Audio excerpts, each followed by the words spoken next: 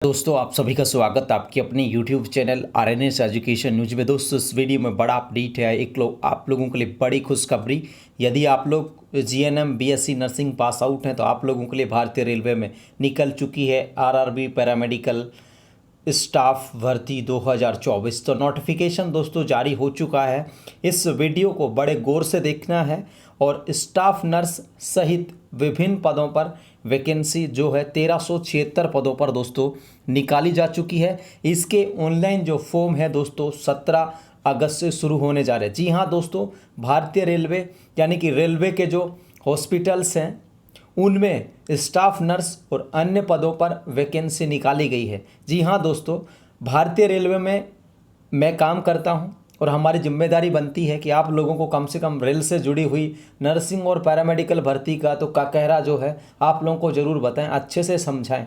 ठीक है, एक और वीडियो लेकर के आऊँगा जिसमें जो पिछली आप लोगों की 2019 की स्टाफ नर्स की भर्ती थी उसमें जो चयनित अभ्यर्थी थे उनसे मैं रूबरू करवाने वाला हूँ अगले कुछ दिनों के अंदर। उनसे भी आप लोगों का मोटिवेशन कराएंगे, आप लोगों की चर्चा कराएंगे ताकि आप लोगों को पता चल सके किस तरीके से तैयारी करनी है। इसके अलावा दोस्तों यदि आप लोग रेलवे 2019 का कट ऑफ्स देखना चाहते हैं तो RNS एजुकेशन न्यूज चैनल पर सभी RRB के पैरामेडिकल जो पद हैं जो 2019 में निकले थे उनका कट ऑफ अंक भी आप लोग देख सकते हो चैनल पर, इसी चैनल पर। जी हाँ दोस्तों, देख सकते हो कितना कट ऑफ गया था। अब दोस्तों बात कर लेते हैं ये जो 1376 पद हैं इसमें कौन कौन से पद आप लोगों को लिए निकाले गए हैं, क्या कुछ क्वालिफिकेशंस है, क्या फ्रेशर्स फॉर्म अप्लाई कर पाएंगे, तमाम चीज़ें आप लोगों को क्लियर करने वाले हैं। दोस्तों सबसे पहले तो देख सकते हैं या आप लोग इसकी वीडियो में आगे जाने से पहले इसमें आप लोगों को दोस्तों बताएं कि इसमें जो पेपर होता है वो देख सकते हैं 100 अंकों का होता है। ठीक है ना, जिसमें तो प्रोफेशनल एबिलिटी यानी कि जो आप लोगों का नर्सिंग का है वो आता है 70 नंबर्स का, 70 सवाल आते हैं। इसके अलावा दोस्तों यहाँ पर जीके जो आती है इसमें वो आती है 10 नंबर की, यानी कि 10 सवाल आएंगे। इसके अलावा दोस्तों general arithmetic, general intelligence and reasoning यानी कि मैथ रीजनिंग ये आती है आप लोगों की 10 नंबर की 10 सवाल।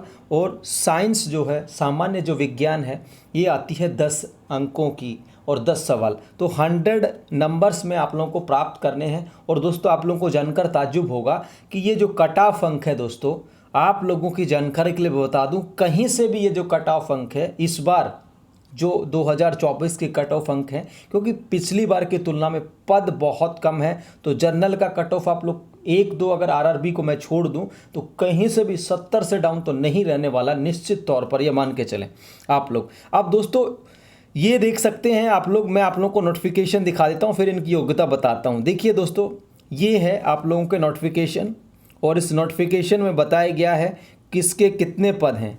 ठीक है साथियों, सबसे पहले देख लो ये RRB रिक्रूटमेंट है, पैरामेडिकल CN नंबर 04/2024। 04 इसलिए है कि इससे पहले 3 नोटिफिकेशन रेलवे ने निकाल दिए हैं। ठीक है, JN का, इसके अलावा NTPC का, ये तमाम चीज़ें। ठीक है, इसलिए 04/2024 है।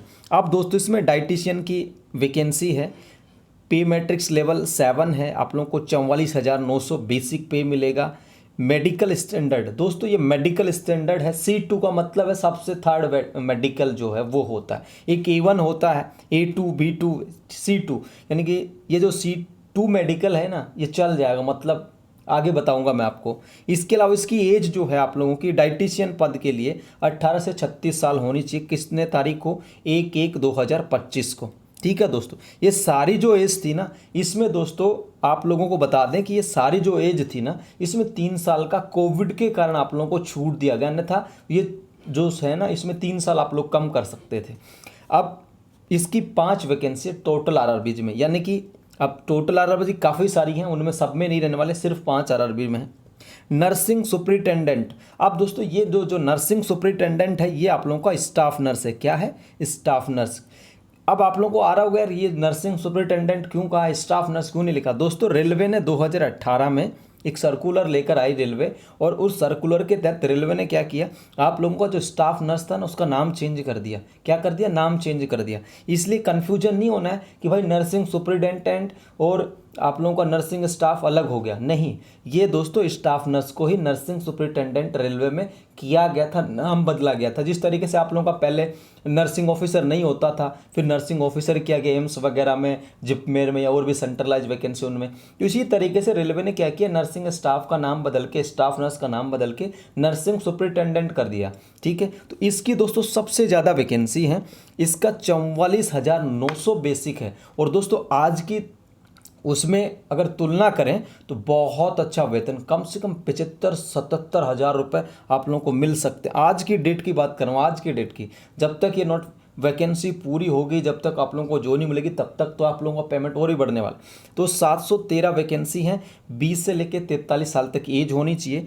ऑडियोलॉजिस्ट एंड स्पीच थेरेपिस्ट, ये पे मैट्रिक्स लेवल 6 35,400, इसमें B1 मेडिकल चाहिए, 21 से 33 साल, 4 वैकेंसीज हैं। इसके अलावा दोस्तों यहाँ पर क्लिनिकल साइकोलॉजिस्ट, इसकी पे मैट्रिक्स 6 35,400, B1 मेडिकल चाहिए, 18 से 36 साल, 7 वैकेंसी हैं। डेंटल हाइजीनिस्ट का यहाँ पर 3 वैकेंसियाँ दोस्तों, 18 से 36 साल उम्र चाहिए, C2 मेडिकल चाहिए। C2 मेडिकल का मतलब है ज़्यादा टेंशन नहीं लेने का मेडिकल को लेकर के, नॉर्मली जो मेडिकली फिट है ना वो भी इसमें चल जाएंगे, ठीक है ना, मेडिकल कैटेगरी को लेकर के।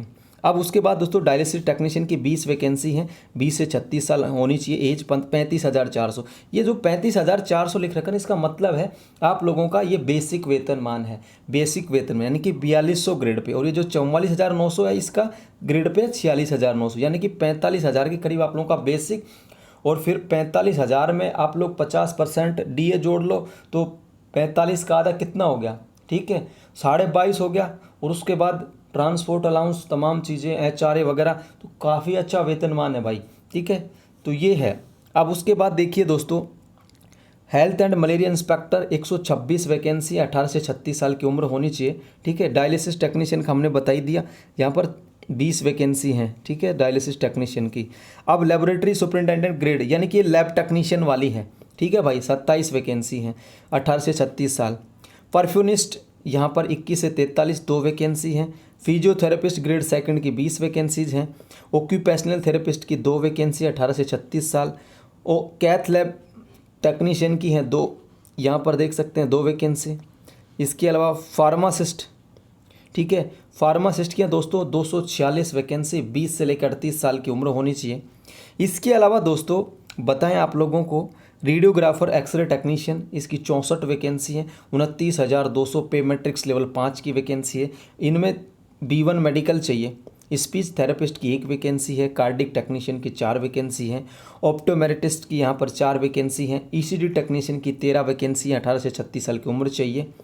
और इसके अलावा दोस्तों हम बात करें laboratory assistant grade second, 94 vacancy हैं। और फील्ड वर्कर की 19 वैकेंसी हैं। दोस्तों टोटल 1376 वैकेंसीज हैं, ठीक है। आप लोगों के सामने वैकेंसीज है, उसका बेसिक पे है, उसका मेडिकल स्टैंडर्ड है, और उसकी एज है, और उसकी यहाँ पर है दोस्तों कुल नंबर ऑफ पोस्ट। तो सबसे ज़्यादा वैकेंसी क्या है, स्टाफ नर्स की है। आफ्टर देन बात करें दोस्तों यहाँ पर फार्मासिस्ट के, और उसके बाद बात करें तो यहाँ पर हेल्थ एंड मलेरिया इंस्पेक्टर की है, ठीक है। अब इनके जो फॉर्म है दोस्तों वो शुरू होने हैं आप लोगों के 17 अगस्त से। कितने तारीख से, 17 अगस्त से, और 16 सितंबर लास्ट डेट रहेगी। अब मैं बता दूं परीक्षा क्या है ना, आप लोगों की रेलवे बहुत जल्द करा लेगा, कम से कम RRB पैरामेडिकल की तो बहुत जल्दी हो जाएगा। 16 सितंबर लास्ट डेट है, 16 अक्टूबर, 16 नवंबर, 16 दिसंबर, ठीक है, 90-100 दिन के अंदर एग्ज़ाम हो जाएगी, ठीक है। ज़्यादा समय नहीं लगने वाला भाई, इसी साल के अंत तक रेलवे इनकी एग्ज़ाम करा लेगा, कम से कम RRB पैरामेडिकल की, और का हो ना हो इनका ज़रूर हो जाएगा। ध्यान रखना भाई तैयारी करते वक्त, ठीक है। अब ये आप लोगों के सामने वैकेंसीज है 1376। 3 साल का एज छूट दिया गया कोविड के कारण दोस्तों, ठीक है, पेंडेमिक कोविड के कारण।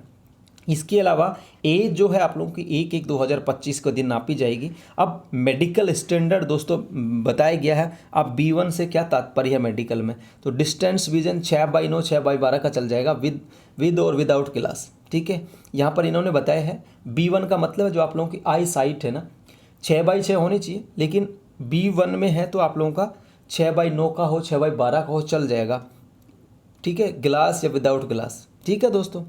इसके अलावा यहाँ पर आप लोगों को बताया गया इसमें कि रीडिंग और close work in required and must pass test for colour vision, यानी कि कलर विजन जो नहीं होना चाहिए, ठीक है ना। कलर ब्लाइंडनेस जो आप लोगों ने वर्णांधता पढ़ा होगा मेंडल के नियमों में इस तरीके से ना, वो नहीं होना चाहिए ना, ठीक है भाई। अब यहाँ पर C1 कैटेगरी है physically fit in all respects, physically fit तो आप लोग होने चाहिए। अब इसमें बताया गया है भाई C1 में क्या है कि 6/12 और 6/18, यहाँ पर क्या था 6/9 और 6/12 B1 था। C1 में आती है क्या हो गया आपकी 6/12 6/18 आई साइट्स के बारे में बताया गया दोस्तों, ठीक है ना। अब C2 क्या है, उसमें बताया गया डिस्टेंस विजन 6/12 नील विद और विदाउट ग्लासेज, ठीक है। नियर विजन और दूर का जो है ना वो बताया गया इसमें 6/12 का भी चल जाएगा, ठीक है दोस्तों। तो ये है पूरी मेडिकल की कैटेगरी, इसमें बता देंगे बाद में।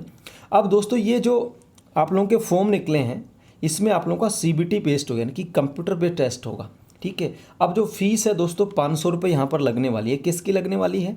For all candidates except category maintained below, ठीक है।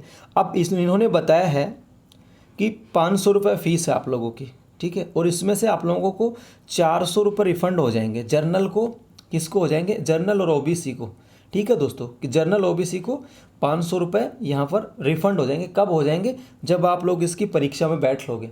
अगर परीक्षा में नहीं बैठोगे तो ये फीस जो 500 रुपये ले रहे हैं इसमें से 400 रुपये वापस नहीं होगी, ठीक है साथियों। इसके अलावा ये 250 रुपीज़ है, ये SC ST है, एक सर्विसमैन है, दिव्यांग कैंडिडेट हैं, फीमेल कैंडिडेट्स हैं, ऑल कैटेगरीज, ट्रांसजेंडर हैं, माइनॉरिटीज़ हैं और इकोनॉमिकली बैकवर्ड क्लासेज EBC हैं, ठीक है दोस्तों। Question two candidates EBC should not be confuse with OBC और EWS, ठीक है दोस्तों। तो ये 250 रुपये किन किन के लिए? SC ST के लिए है, एक्स मैन के लिए है, दिव्यांग कैंडिडेट्स के लिए है, फीमेल कैंडिडेट्स के लिए ऑल कैटेगरीज में, जो ट्रांसजेंडर हैं उनके लिए है, माइनॉरिटीज़ हैं अल्पसंख्यक हैं उनके लिए हैं, और इकोनॉमिकली बैकवर्ड क्लासेज EBC के लिए हैं, ठीक है दोस्तों। अब ये 250 रुपये में से आप लोगों को वापस मिल जाएंगे। कब मिल जाएंगे? जब आप लोग परीक्षा में बैठ जाओगे। ये फीस है दोस्तों। CBT एग्ज़ाम होगी। प्रोसेस क्या हो रहा होगा? परीक्षा होगी, सिंगल स्टेप एग्जाम होगा, और उसके बाद आप लोगों का सिर्फ रिजल्ट आएगा, और रिजल्ट के बाद वेरिफिकेशन होगा, और उसके बाद आप लोगों का फाइनल आ जाएगा, ठीक है भाई। तो ये है पूरी। अब ये RRB है दोस्तों। कहाँ से आप लोग फॉर्म भरना चाहते हो? अहमदाबाद, अजमेर, बेंगलुरु, भोपाल, बिलासपुर, चंडीगढ़, चेन्नई, गोरखपुर, गुवाहाटी, जम्मू, श्रीनगर, कोलकाता, मालदा, मुंबई, मुजफ्फरपुर, पटना, प्रयागराज यानी कि इलाहाबाद, रांची, सिकंदराबाद, सिलीगुड़ी और तिरुवनंतपुरम, ठीक है। ये आप लोगों के सामने RRB है जहाँ से आप लोग फॉर्म भर सकोगे। यहाँ पर इन्होंने बताया है कि journal guidelines for submission of online application, तो ये डिटेल नोटिफिकेशन आएगा दोस्तों जब हम आप लोगों को बता देंगे।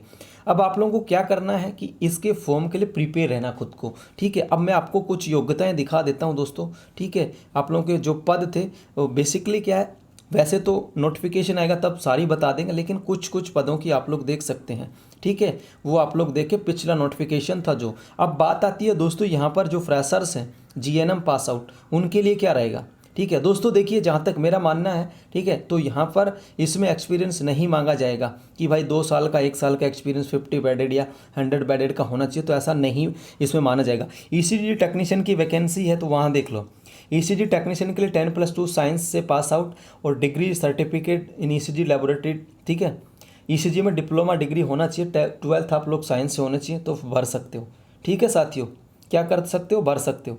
स्पीच थेरेपिस्ट की इसमें बताया गया BSc and diploma in audio and speech therapy, 2 years experience relevant field, ठीक है। स्पीच थेरेपिस्ट के लिए ये आप लोगों के पास 2 साल का एक्सपीरियंस होना चाहिए, ठीक है दोस्तों। लैब असिस्टेंट ग्रेड 3, तो इसमें 12th पास साइंस और डिप्लोमा इन मेडिकल लेबोरेटरी टेक्नीशियन। अब दोस्तों ये जो आप लोगों के इसमें जो संबंधित जो काउंसिल हैं, आप अगर आप लोग राज्य की काउंसिल में रजिस्टर्ड हो या फिर किसी भी सेंटर की काउंसिल में रजिस्टर्ड हो, ठीक है ना, तो आप लोगों का यहाँ पर चलेगा, ठीक है दोस्तों। क्या है, आप लोगों का चल जाएगा, ठीक है, लेबोरेटरी टेक्नीशियन के लिए। तो ये यहाँ पर है। अब दोस्तों यहाँ पर बात कर लेते हैं आप लोगों की रेडियोग्राफर की वैकेंसी थी, 10+2 फिजिक्स केमिस्ट्री और diploma in radiography X-ray technician, तो आप लोगों का इसमें फॉर्म भरा जा सकता है दोस्तों, ठीक है ना। यहाँ पर इन्होंने बताया है कि 2 years course shall be preferred, 2 साल का होना चाहिए, ठीक है ना। 1 साल का कोर्स नहीं चलेगा रेडियोग्राफी में। फार्मासिस्ट के लिए दोस्तों 10+2 साइंस से पास आउट हो, साथ में दोस्तों डिप्लोमा इन फार्मेसी और बैचलर डिग्री इन फार्मेसी, यानी कि बी और डी में कोई सी करी हो तो फार्मासिस्ट का फॉर्म भरा जा सकेगा। ठीक है दोस्तों, ये फार्मासिस्ट की योग्यता है। फिजियोथेरेपिस्ट की योग्यता क्या है? यहाँ पर फिजियोथेरेपिस्ट की जो योग्यता है दोस्तों, bachelor degree in physiotherapy from a recognised university और 2 years practical experience in physiotherapy from the government private hospital with at least 100 beds का। अब जो फिजियोथेरेपिस्ट की है दोस्तों, इसमें इन्होंने 100 बेड्स के हॉस्पिटल का 2 years का प्रैक्टिस एक्सपीरियंस मांगा है, किसमें? फिजियोथेरेपिस्ट में नहीं। ठीक है, अब यहाँ पर आप लोगों की थी परफ्यूनिस्ट की। ठीक है, अब परफ्यूनिस्ट की जो वैकेंसी है उसके लिए BSc with diploma in perfusion technology. ठीक है दोस्तों, इसके अलावा इन्होंने बताया है या तो BSc with diploma in perfusion technology हो, साथ में BSc and 3 years experience in cardio pulmonary pump technician. ठीक है, या फिर ये हो इसके लिए। अब ऑप्टोमेट्रिस्ट के लिए देख लो आप लोग, जो भी ये पद निकलने वाला है उसके लिए बीएस इन ऑप्टोमेट्री और डिप्लोमा इन ऑप्थेल्मिक टेक्नीशियन। ठीक है दोस्तों, या तो बीएससी हो इन ऑप्टोमेट्री, ठीक है, या तो बीएससी हो इन ऑप्टोमेट्री में, या फिर डिप्लोमा हो ऑप्थेल्मिक टेक्नीशियन के रूप में तो भरा जा सकता है। ठीक है दोस्तों, the course should be 3 to 4 years duration. यहाँ पर इन्होंने बताया है कि कोर्स की जो अवधि है 3 से 4 साल की होनी चाहिए भाई। ठीक है, अब यहाँ पर दोस्तों एक और वैकेंसी थी हेल्थ एंड मलेरिया इंस्पेक्टर। अब इसमें BSc having studied chemistry as a main optional subject in any branch of chemistry while undertaking the course plus 1 year diploma of health sanitary inspector. अब जो हेल्थ और malaria inspector की भर्ती है इसमें BSc pass out हो आप लोग, क्या हो? BSc pass out. लेकिन बीएससी में केमिस्ट्री एक सब्जेक्ट होना चाहिए। क्या होना चाहिए? केमिस्ट्री एक सब्जेक्ट होना चाहिए। अब केमिस्ट्री में ऑर्गेनिक इनऑर्गेनिक वगैरह आती है, कोई से भी हो, लेकिन एक सब्जेक्ट होना चाहिए बीएससी में, यानी कि केमिस्ट्री होना चाहिए सब्जेक्ट, साथ में 1 साल का डिप्लोमा हेल्थ और सैनिटरी इंस्पेक्टर का होना चाहिए। Diploma plus BSc. बीएससी में यहाँ पर आप लोगों के लिए क्या होना चाहिए? केमिस्ट्री होना चाहिए। ठीक है दोस्तों, अब डायलिसिस टेक्नीशियन के लिए देख लीजिए आप लोग योग्यता बीएससी प्लस, ठीक है, बीएससी हो प्लस में डिप्लोमा इन हीमोडायलिसिस। ठीक है दोस्तों, बीएससी हो डायलिसिस टेक्नीशियन में, या फिर डिप्लोमा इन हीमोडायलिसिस, इसमें डिप्लोमा कर रखा है तो भी भरा जा सकता है। 2 years satisfactory in house training experience. दोस्तों 2 साल का इसमें डायलिसिस टेक्नीशियन के रूप में यहाँ पर एक्सपीरियंस भी मांगा गया है। अब बात कर लेते हैं दोस्तों डेंटल हाइजीनिस्ट की, ये भी पद निकाला गया है। Degree in science biology from a recognised university और diploma certificate course in dental hygiene. अब जो डेंटल हाइजीनिस्ट की वैकेंसी है ये भी आ रहा है। अब इसके लिए diploma degree in science biology, ठीक है, डिग्री इन साइंस बायोलॉजी, उसके साथ में डिप्लोमा आप लोगों ने कर रखा हो डेंटल हाइजीन का। ठीक है, तो फॉर्म इसका भरा जा सकता है। Registered with dental council of India as a dental hygienist, इसमें रजिस्ट्रेशन भी होना चाहिए। साथ में इन्होंने बताया कि 2 years experience as a dental hygienist और 2 साल का यहाँ पर एक्सपीरियंस भी इन्होंने डेंटल हाइजीनिस्ट के रूप में यहाँ पर मांगा है, डेंटल हाइजीनिस्ट के रूप में। अब बात कर ले तो दोस्तों स्टाफ नर्स के, जिसके 713 पद हैं। इसके लिए दोस्तों बीएससी जीएनएम दोनों एप्लीकेबल हैं, साथ में राज्य की नर्सिंग काउंसिल हो या फिर आईएनसी हो, किसी में भी रजिस्ट्रेशन हो तो फॉर्म इसका भरा जा सकता है। और डाइटिशियन के लिए आप लोग देख लो BSc science with post graduate diploma dietitian, ठीक है, 1 साल का हो कम से कम। और यहाँ पर इन्होंने बताया है कि institution plus 3 months internship training in hospital, 3 महीने की इंटर्नशिप ट्रेनिंग हो हॉस्पिटल में तो भी डाइटिशियन का फॉर्म जो है भरा जा सकता है। बीएससी साइंस और पोस्ट ग्रेजुएट डिप्लोमा इन डाइटिस्टिक्स, ठीक है, 1 year कोर्स का, 1 साल का।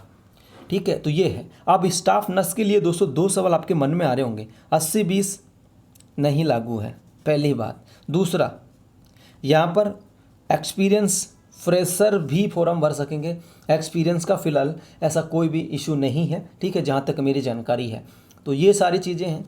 परीक्षा होगी, लिखित परीक्षा होगी, उसके मार्फत से चयन किया जाएगा। ठीक है, लिखित परीक्षा 100 अंकों की होगी, जिसमें 70% आप लोगों के आएंगे किसके? सब्जेक्ट के। बाकी 10-10, 20-20 जो हैं 10-10 सवाल आएंगे आप लोगों के दूसरे। ठीक है दोस्तों, ये सारा का सारा है, ये आप लोगों को सामने पद है। सबसे ज़्यादा पद हैं 713 नर्सिंग स्टाफ के, स्टाफ नर्स के, डाइटिशियन के 5 हैं। ठीक है, ये है। बाकी जिन पदों की योग्यता हमने नहीं बताई वो आप लोग को क्या है कि बता देंगे। ऑक्यूपेशनल थेरेपिस्ट का है तो ऑक्यूपेशनल थेरेपिस्ट में डिप्लोमा होना चाहिए, कैथ लैब है तो कैथ लैब में होना चाहिए, ठीक है। रेडियोग्राफर का बता ही दिया, स्पीच थेरेपिस्ट का बता ही दिया, कार्डिक टेक्नीशियन का हो तो वो, ऑप्टीमेट्रिस्ट का बता ही दिया, ईसीजी टेक्नीशियन का बता ही दिया हमने, ठीक है दोस्तों। अब लेबोरेटरी असिस्टेंट ग्रेड सेकंड और फील्ड वर्कर ही, ठीक है, ये आप लोगों के फील्ड वर्कर का दोस्तों बता दूंगा मैं देख करके, ठीक है। 19,900 ग्रेड पे की वैकेंसी है तो इसका भी बता देंगे आप लोग को, ठीक है। तो फिलहाल इस वीडियो को शेयर कर लो और रेलवे से जुड़ी स्टाफ नर्स की हर एक जानकारी आप लोग को चैनल पर मिल जाएगी। पिछली बार हमने जो कट ऑफ डाला था रेलवे के इन पेपरों के बाद, आरआरबी पैरामेडिकल के पेपर्स के बाद, वो कट ऑफ भी सही निकला था। वो वीडियो भी आप लोग देख पाएंगे, सभी जगह की मैंने कट ऑफ डाली थी और सभी जगह का रिजल्ट भी आप लोग पिछले साल का देख लेना। पिछले बार ज़्यादा वैकेंसी थी, इस बार कम वैकेंसी है।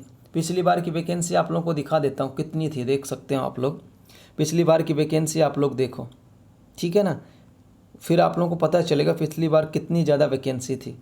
पिछली बार से बहुत कम वैकेंसी है इस बार, तो इस बार कंपटीशन ज़रा हाई रहने वाला है। स्टाफ नर्स कितनी वैकेंसी है, 1109 थी पिछली बार, इस बार 713 है, यानी कि करीबन 400 वैकेंसी कम है, ठीक है। कितनी वैकेंसी कम है, लगभग 400 वैकेंसी कम। तो ये आप लोग देख सकते हैं सारी vacancy. Health and malaria inspector की पिछली बार 289 थी, इस बार 126 ही है। फार्मासिस्ट की थोड़ी सी कमाई है, इस बार 246 है, इस पिछले बार 277 थी। तो पिछली बार 1937 वैकेंसी थी, इस बार आप लोगों के सामने उनसे भी कम है, 1376 कम है, यानी कि 600 वैकेंसी का लगभग अंतर आ गया है, ठीक है। तो ये है दोस्तों, इसमें क्या होगा, आप लोगों का एग्ज़ाम होगा, ठीक है दोस्तों। क्या होगा, एग्ज़ाम होगा सीबीटी बेस्ड, और उसके बाद आप लोगों को बुलाया जाएगा वेरिफिकेशंस के लिए, ठीक है दोस्तों। तो ये है, पिछले बार इन्होंने क्या किया था, 1.5 गुना की लिस्ट जारी की थी दोस्तों। 1 गुना जो कैंडिडेट्स हैं वो करे थे, जो जितने पद थे उतने, और उसके अलावा उसका 1.5 गुना करा था इन्होंने। 1 गुना तो मेन लिस्ट में जारी करा था, और 0.5 जो है ना वो करा था इन्होंने, एक्स्ट्रा में पास किया था, ठीक है। तो पिछली बार एक्स्ट्रा के जो कट ऑफ अंक थे और 1 गुना के जो कट ऑफ अंक थे उसमें काफ़ी डिफरेंट था, 2-3-4% का डिफरेंट था, ठीक है। ये भी बता देता हूँ मैं। तो 1.5 गुना लोग आप लोगों को पास करा जाएगा इसमें। तो 1 गुना तो क्या रहेंगे, जिनका सिलेक्शन हो जाएगा वो, और 0.50 वाले क्या रहेंगे, एक्स्ट्रा वाले, ठीक है। एक्स्ट्रा वालों को कब लिया जाएगा, जब भाई साहब ये इनमें से 1 गुना में से कोई ज्वाइन नहीं करेगा तब, ठीक है। वेटिंग वगैरह इनमें चांसेस रहते हैं, लेकिन इतने कम पद आएंगे ना आरआरबी में, जब इन लोगों को कैलकुलेट करेंगे। अब सबसे ज़्यादा पद कौन कौन सी आरआरबी में आ सकते हैं दोस्तों, वो एक बार मैं थोड़ा सा बता देता हूँ। सबसे ज़्यादा पद आ सकते हैं दोस्तों, जहाँ तक है आप लोगों के इधर का जो है ना, मुंबई का आप लोग देखें, कोलकाता देख सकते हैं आप लोग। इसके अलावा दोस्तों हम बात करें, यहाँ पर लोग चंडीगढ़ से अच्छे पद आ जाएंगे आप लोग के, ठीक है ना। सिकंदराबाद से आप लोग देख सकते हैं, अहमदाबाद से भी काफ़ी अच्छे पद आएंगे। कुल मिलाकर बात यह है, कुछ आरआरबी में आप लोगों को पदों की संख्या 2 या 3 4 देखने को मिलेगी, ठीक है भाई। कितनी मिलेगी, 2 या 3 4। अब इसके लिए योग्यता क्या है, जीएनएम बीएससी, साथ में डिप्लोमा आप लोगों का चाहिए। राज्य में काउंसिल में रजिस्टर्ड हो या फिर आईएनसी में रजिस्टर्ड हो, चल जाएगा। एज हमने बता दिया दोस्तों, आप लोगों की होनी चाहिए कितनी, वो मैं बता चुका हूँ, ठीक है। एज होनी चाहिए 20 से 43 साल, और इसमें छूट एक्स्ट्रा है। SC ST 3 साल इसमें और जोड़ देना भाई, ठीक है, सॉरी 5 साल, और OBC 3 साल और जोड़ देना इसमें ही, ठीक है। 43 में 3 और जोड़ देना OBC, और 5 जोड़ देना SC ST। इतने साल तक के फॉर्म भर पाओगे आप लोग। बाकी जर्नल EWS कोई छूट नहीं है आप लोगों के लिए, यही एज रहेगी 18 से 36 या 20 से 43। OBC 3 साल, SC ST 5 साल।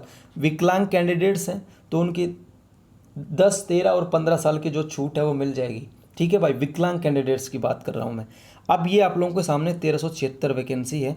इनके जो फॉर्म है शुरू होने जा रहे हैं कितने तारीख से, आप लोगों की 17 अगस्त से। 16 सितंबर लास्ट डेट रहेगी, 17 अगस्त से 16 सितंबर लास्ट डेट रहेगी, रात 12 बजे तक। फोरम की फ़ीस 500 रुपये, जो परीक्षा में बैठेगा उसको 400 वापस। SC ST, फीमेल, ट्रांसजेंडर, एक्समैन, इन सब के 250 रुपये लग रहे हैं, आप लोगों को वो 250 वापस मिल जाएंगे, ठीक है दोस्तों।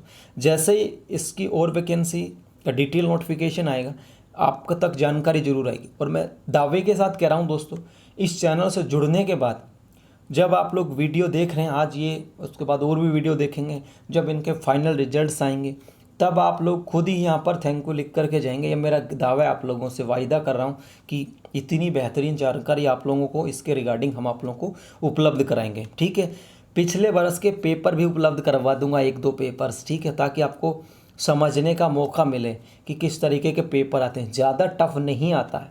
ठीक है भाई, 70% आता है आप लोगों का खुद का सब्जेक्ट का, 30% जीके, मैथ, रीजनिंग और साइंस 10-10 नंबर की आती। ठीक है, 5-5, 6-6 नंबर की साइंस कर ली और 50 से 60% अगर आप लोगों ने कर लिया किसका, सब्जेक्ट का कवर, तो आसानी से सिलेक्शन हो सकता है। ठीक है, फॉर्म बहुत सारे लोग भरेंगे लेकिन परीक्षा में काफ़ी सारी एब्सेंटी रहेंगी। ठीक है, काफ़ी सारे लोग अनुपस्थित भी रहेंगे।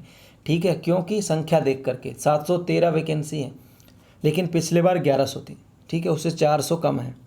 लेकिन दोस्तों वही बात है, आपको एक पद चाहिए। ये ना सोचें कि 713 है तो मेरा क्या होगा, तो आपका सिलेक्शन होगा, ये सोचना आप लोगों को। ठीक है साथियों, ये वैकेंसी आप लोगों को हम पूरी कंप्लीट डिटेल्स देंगे इसकी A to Z। ठीक है, चैनल के साथ जुड़े रहें। इसके अलावा दोस्तों आपका एक टेलीग्राम चैनल है, उसे ज्वाइन कर लो। टेलीग्राम पर आपको हर एक इन्फॉर्मेशन दी जाएगी। ज़रूरत पड़ी तो मैं आप लोगों के लिए जो पिछली बार रेलवे में सिलेक्ट हुए थे अभ्यर्थी, उनका इंटरव्यू भी करा दूंगा चैनल पे। ठीक है, जैसे तैसे आप लोगों को सिर्फ और सिर्फ फ़ायदा हो, ये मेरा मकसद है। ठीक है, और बहुत सारे चैनल्स आप लोग देखते होंगे, लेकिन हम आप लोगों को ये वायदा कर रहे हैं, RNS चैनल देखने वाले ये जो अभ्यर्थी हैं, 1376 वैकेंसी में से लगभग विद्यार्थी इस चैनल से हो। कम से कम सिलेक्शन के बाद वो ये ज़रूर कहें कि हमने एक वीडियो देखा था RNS एजुकेशन न्यूज़ पर जो हमारे लाभदायक साबित हुआ था। ये हम चाहते हैं। पूरा सपोर्ट करेंगे दोस्तों, पेपर्स की जानकारी, तमाम जानकारी देंगे। ठीक है, जुड़े रहे हो आप लोग, टेलीग्राम को ज्वाइन कर लो। और ये मेडिकल स्टैंडर्ड वगैरह है ना, इसको लेकर के चिंता मत करो। ठीक है, सब पास हो आप लोग, क्या हो, सब पास हो मेडिकल वगैरह में। ठीक है, ये C2 B2 इनके चक्कर में नहीं पड़ना। चश्मा लगा रहे हो तो भी पास हो आँखों के स्टैंडर्ड में, बस कलर विजन ना हो। ठीक है ना, क्या नहीं हो, कलर विजन नहीं हो। कलर विजन का किसी भी भर्ती में जोड़ नहीं है भाई, ना डिफेंस में ना रेलवे में है। ठीक है, रेलवे में हूँ इसलिए बता रहा हूँ। कलर विजन हुआ तो दोस्तों फिर बात नहीं बनेगी। ठीक है, ये आप लोग ध्यान रखें। ठीक है साथियों, तो ये है। और इसमें जो मेडिकल है उसमें आप लोगों को ये ऐसे तरीके से शब्द पढ़वाए जाएंगे आँखों के मेडिकल के लिए। एक आप लोगों को किताब दी जाएगी कलर वाली, उसमें नंबर ढूंढ के बताने हैं कितना नंबर लिखा हुआ है ना, हरे कलर में, लाल कलर में, इस तरीके से मल्टीपल कलर्स में होती है, तो आप लोगों को वो पहचानना है रंग में। मेडिकल में और कुछ नहीं होता, ज़्यादा टफ नहीं होता। आप लोगों का एक्सरे वगैरह होते हैं और ब्लड का जांच वगैरह ये करते हैं बस। ठीक है, सिंपली वे में। किसी की गंभीर बीमारी हुई है तो वो तो फिर देख लो दोस्तों, वैसे बाहर होते हैं। बाकी मेडिकल में कोई टफ चीज़ नहीं होती ना। एक्सरा कर लेंगे आप लोगों का, मूत्र की जांच कर लेंगे, ब्लड की जांच कर लेंगे। ठीक है, और आँखों का होगा। आँखों के में 3 चीज़ें करते हैं। ठीक है, पहली बात दोस्तों क्या होगा, आप लोगों के आई साइट को देखा जाएगा। ये इस तरीके जैसे छोटे छोटे शब्द ये लिखे हैं ना, इनको पढ़ना आप लोगों को। पढ़ दोगे क्या लिखा है, डिस्टेंस विजन। ठीक है, विदाउट ग्लास, नियर विजन, ये छोटा छोटा, इसको और भी छोटा कर लेंगे इस तरीके से। ऐसे पढ़ में समझ में आ रहा है ना अब, ये जो क्या लिखा वो। दूसरा कलर वाली किताब होगी, जैसे उसमें कितना 69 लिखा है, 72 लिखा है, कलर में लिखा वो बताना है। ठीक है, ये है यार सिंपल सा। मेडिकल में कोई ज़्यादा टफ चीज़ें नहीं पूछी जाएंगी। ठीक है, मेडिकल को लेकर टेंशन मुक्त रहो, मेरे पे छोड़ दो, मैं सब बता दूंगा किस तरीके से क्या होगा। ठीक है साथियों, पूरी ध्यान रखना आप लोगों को, और इस वीडियो को शेयर कर देना दोस्तों। टेलीग्राम ज्वाइन कर लो यार, सबके फ़ायदे का बात रहेगा। ठीक है, तो ये जानकारी थी। और हमारा डिपार्टमेंट का वैकेंसी है, ये तो आप लोगों को बहुत अच्छे से समझाएंगे। ठीक है ना, रेलवे में हमारे डिपार्टमेंट का वैकेंसी है, और मैं चाहता हूँ कि आप लोग जुड़िए हमारे रेलवे डिपार्टमेंट के साथ। हमें भी खुशी होगी, कम से कम मेरे भाई बहन जो हैं, कम से कम staff nurse, pharmacist, ECG, optometrist, cardiac technician, speech therapist, field worker, laboratory assistant, इनमें आएंगे। ठीक है, मुझे भी अच्छा लगेगा, हमारा स्टाफ बढ़ेगा, परिवार बढ़ेगा। तो ठीक है दोस्तों, ये जानकारी था। वीडियो को लाइक कर देना, चैनल को सब्सक्राइब कर देना। जय हिंद दोस्तों, जय भारत।